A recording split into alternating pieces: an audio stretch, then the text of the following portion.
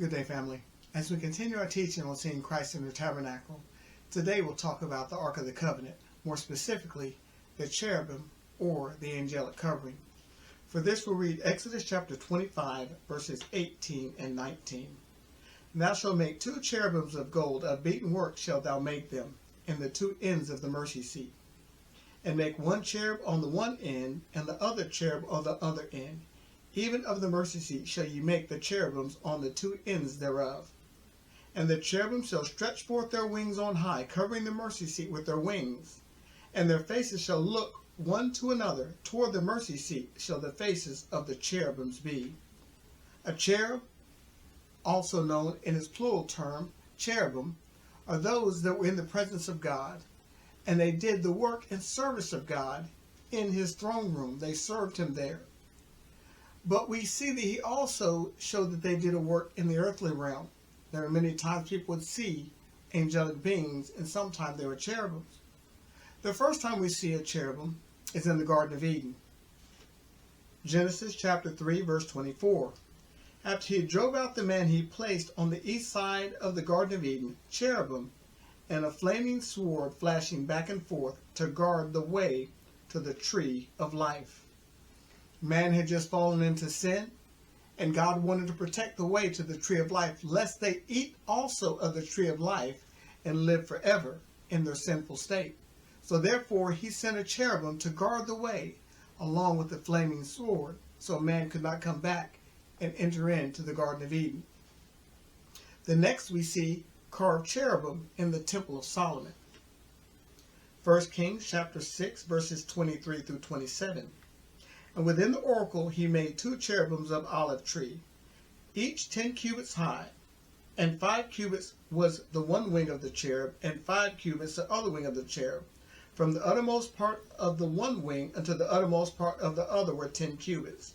And the other cherub was 10 cubits. Both the cherubims were of the same measure, one size. The height of one cherub was 10 cubits, so was the other cherub. And he set the cherubim within the inner house, and they stretched forth their wings of the cherubim, so that the wing of the one touched the wall, and the wing of the other touched the other wall. And the wings touched one another in the midst of the house. And he overlaid the cherubim with gold. So we see here 2 large-sized cherubim inside the holy place, a place that would also cover the Ark of the Covenant. So now we see 2 coverings over the ark. First you had the 2 cherubim that were attached to the mercy seat, and then you had the other 2 cherubim overseeing them. Thus we see the multiple layers of angels serving in the presence of God. We also see Ezekiel describes a 4-faced cherubim. Ezekiel chapter 10, verses 14 and 15.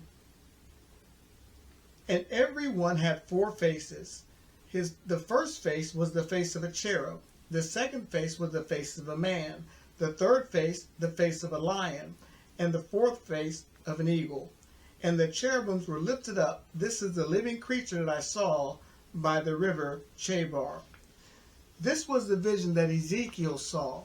But we also see in Ezekiel chapter 1, verse 10, that he also saw a 4-faced being.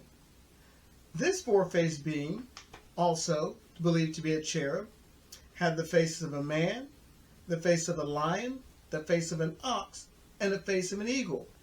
Many people believe in this particular verse of Scripture in chapter 10 that instead of using the word ox, he used the word cherub to describe the entire being, but was more specific with the other faces. Many believe that it was the same type being. But when we look at this being, we can see types and shadows of Jesus Christ. First, we see the cherub or ox is Jesus as work and sacrifice, which is what Jesus did. Next, we see the face of a man, Jesus as the Son of Man, salvation of mankind. Next, we see Jesus as the lion, power and strength, also known as the Lion of the tribe of Judah. And the fourth, we see Jesus, the face of the eagle, deliverance and freedom. We shall fly high on the wings of eagles. We shall walk and not be weary, and we should be able to run and not be faint. So we need to understand that Jesus is that four-faced being in the book of Ezekiel. It's an awesome thing to see how we can see Jesus in many things in the Bible. We'll continue this teaching tomorrow when we talk about the mercy seat. God bless you and have a good day.